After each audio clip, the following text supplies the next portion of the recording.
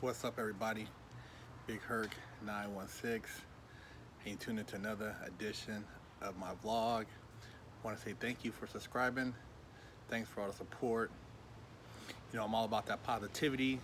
Also, go check out my Patreon support. I'll be dropping just knowledge over there, uncut, raw, and you know, just trying to keep you guys laced up. Homie, you sold out. That's what you know, a lot of these little rebels are saying about Big Herc or Fresh Out when we post stuff about some of these riders or, you know, kids who are out here compromising themselves in a way that can lead to going to prison, you know, making bad choices. You know, I'm all about speaking out against oppression and you know, a system that's biased, but at the same time, when you put yourself in a position and you're doing ignorant shit that could lead to you getting your wig split, you got to think, is this the best way that I need to voice my opinion? You know, out of all the people, for those to say, hey, I'm gonna sell out because certain things we posted on our platforms, I just find it you know, quite intriguing. It's like, you know, it's very perplexing because I've been in probably more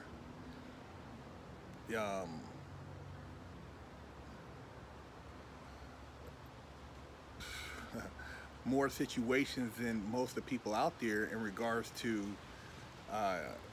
putting myself in harm's way. Juvenile hall, you know, selling drugs, getting caught up with a home invasion, going to California Youth Authority, bank robbery, going to the feds. You know, I've done a lot of stupid stuff, stupid shit.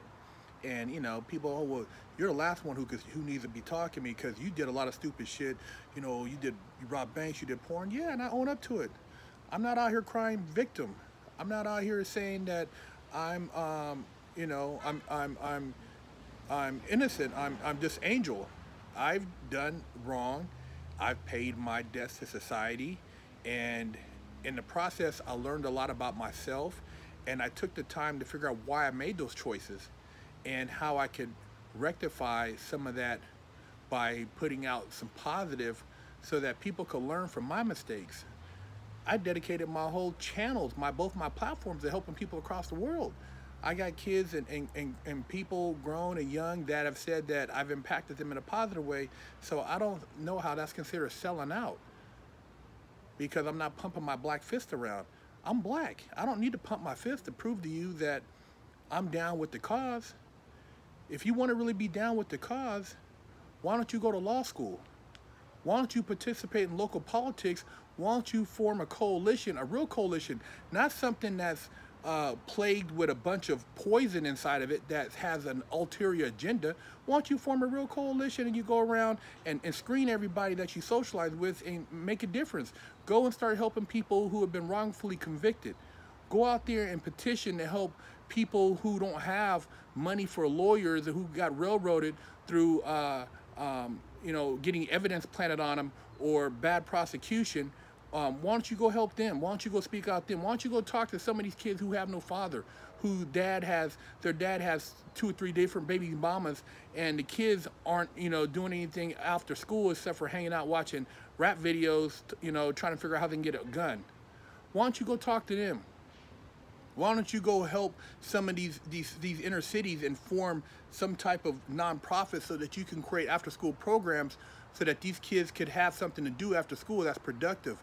You know, create some type of maybe engineering class so they can learn how to be programmers, or or something to learn, so they can learn a trade on how to maybe do welding or carpentry. Why don't you go do that?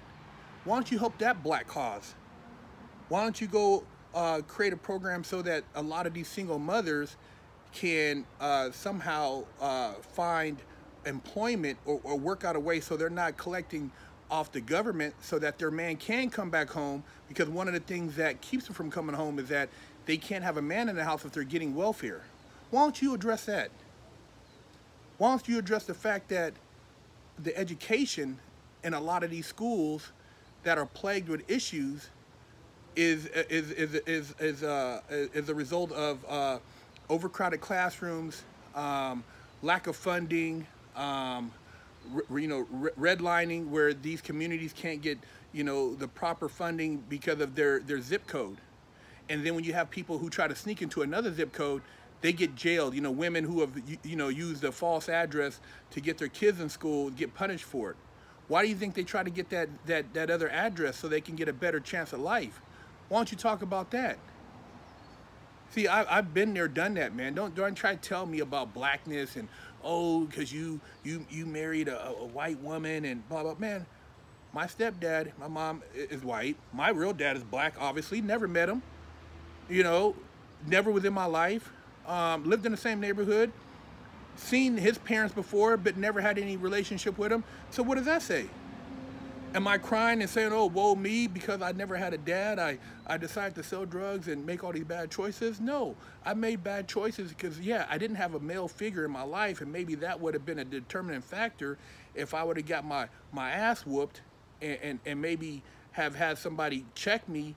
I would have thought differently, or maybe if somebody would have positively influenced me, I would have thought differently and said, hey, because a woman, my mom, could only do so much. With a young man, at a certain point, you need a man. You need a man who's going to tell him, look, man, you got to work hard. You can't give up. You gotta push forward. You can't, you don't want to be a part of the streets, and that over there, that ain't the future. That's what you need. You need sometimes tough love. Somebody said it's abuse because you said, oh, you need a good whooping. They didn't get whooped enough. That's abuse. Ain't no abuse, man. Ain't no goddamn abuse, man. It's teaching your kids respect. A lot of you guys, your kids, you never had respect for your parents. That's why you went out there and did that stuff. To a degree, I didn't have no respect. I didn't bring it to the house, but I went out there and did things my mom had no idea. So yeah, I had a lack of respect. The males in my family didn't teach me shit. They might have put me a roof over my head and maybe took me to a baseball game, but it didn't teach me values that I needed to find myself. I didn't know who I was as a black man. I didn't understand my potential, and I didn't have the level of education that I currently have until I went to prison, started reading a lot of in-depth books on different things, and started realizing, once I read about history and about what what happened in Black Wall Street and about the first black millionaires, these different books on just black history and then knowledge, and then reading about congressional acts, all these different things, man, it formed a different model within me. See, it wasn't no social media, look at your phone, Google, Wikipedia. No, you had to read, and I used to read these books, man, and some of these books are out of print. I'd get these from lifers, guys who had, been down years, and they were trying to share this knowledge because they seen that I had potential. But I didn't have any of that on the street. And a lot of times as kids, as young people, even as young adults, you spend a lot of time outside the house, and the people you're around have a dramatic impact on who you become and who you are. So I can say I own up to everything I did. If you want to take some preacher or some pastor or somebody, and they come around and you think that they hold more validity in their voice because they've never been in trouble, then, when you start digging up, person's probably not transparent, and they probably have something in their closet. But all my stuff is on the internet, so I don't hide nothing. But at least I try to share and try to positively impact others so they don't make the mistakes. I don't want to see anybody go to prison and have to deal with a chocolate thunder, like OG Silverback said, where, if somebody wants to, either they're going to try to rape you and knock you out, or you're going to have to kill them, man. I don't want a kid to have to deal with that, because it happens, and sometimes for the worst, man. You know, you get put in a situation where you have to defend your life, and it's horrible. And not everybody's journey is going to be a smooth journey. So when you talk about, oh, you sold out, you sell out, what are you doing? Who are you trying to positively impact? How are you trying to tell these black kids out here, these young males, that it's a trick bag, you know, having a gun, you know, running around doing these different things, how it's not going to get you all this time under the penitentiary. You know, when you get pulled over and you have, you know, drugs under the seat, you have this, it's going to put you in a position. If you do this, it's going to put you in a position with the police. What are you doing to tell these guys that they need to maybe carry themselves differently, or figure out ways to, you know, educate themselves so that they know their rights? What are you doing? How are you helping them survive? What are you running around? Oh, you're protesting. You're running around. You're tearing up stuff. You're tearing down stuff, and you're doing your part. Do your part. Do your part to talk to people and actually educate and make a long-term effect. Because at the end of the day, you go back in your house. What have you done? I wasn't a dummy growing up. I was a straight A student. I wasn't just a knucklehead. I've been around a lot of knuckleheads, but you know, sometimes people need to hear things from different people, man. You can get game from a dope fiend. I've seen, you know, guys who are, you know, one of my mentors was a heroin addict, man. I remember seeing blood coming out of his arm one time. I was asking what happened. I didn't even think that he had just, you know, shot up some dope. And he's teaching me about Black's Law Dictionary. This guy's teaching me about the Federal Reserve Act and about the monetary system and about, you know, promissory notes and how the government's bankrupt and all these different congressional acts. This guy was a book of knowledge, but died in prison of a heroin overdose. So before you want to call somebody a sellout, ask yourself if you're a sellout. If you're a sellout because you haven't educated yourself, if you're a sellout because you're not seeking knowledge, if you're a sellout because you're not actually looking at the big problem, all these people you are bebopping to that are pushing an agenda that Pied Pipers all these young men right into the penitentiary. You want to talk about somebody black, why don't you talk to them dudes? Why don't you go and address all those guys who are talking about killing somebody in the body, talk to those guys. And you really want to do something. How many people have resulted in death because of that? How many people have gotten killed because somebody said, "Oh man, you know, you gotta make your bones, man. You gotta show you're somebody," and now you got that on your conscience. So even if you didn't do it, you rode with somebody who did. Now you got that on your conscience, man. So why don't you address that, man? You want to really address the murder and all the killings and all that, man? Address that, man.